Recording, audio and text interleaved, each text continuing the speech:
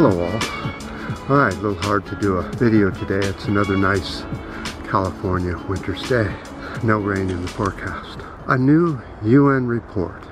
But before we go there, we have to do an update, a quick update. Now, yesterday's video, we saw that the sea ice extent was crazy.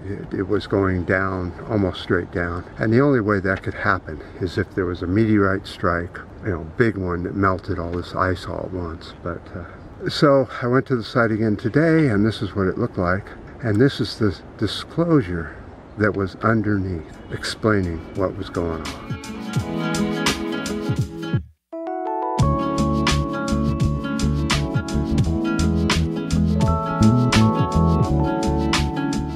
But let's go back to the UN report. The UN report is saying much bolder action is needed to stop global climate catastrophe. They say that you must stop it at 1.5 C. Let's go down this way a little bit and see what we can find.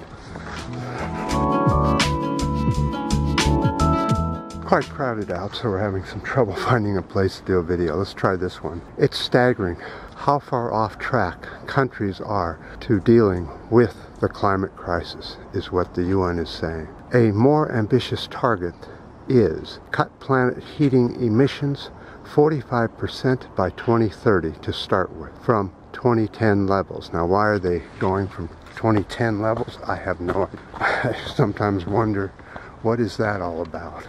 If all the pledges on the planet were implemented at this moment, the CO2 count would only plummet by 1% from 2010 levels. But the scientists are very worried because they know that even a 1.5 C increase... Come on in. What do you want?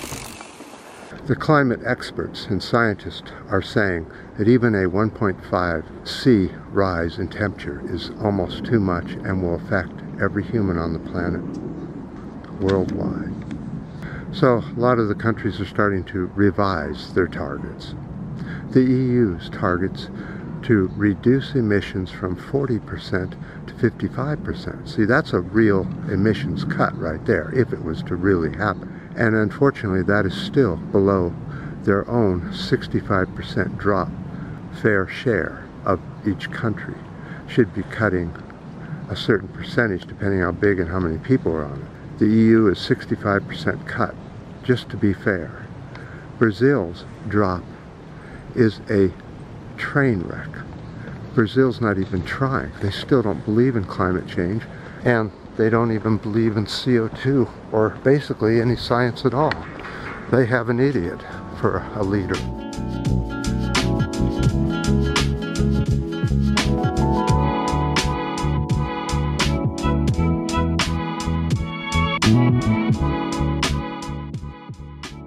So, a lot going on. It's too crowded to do a big video today.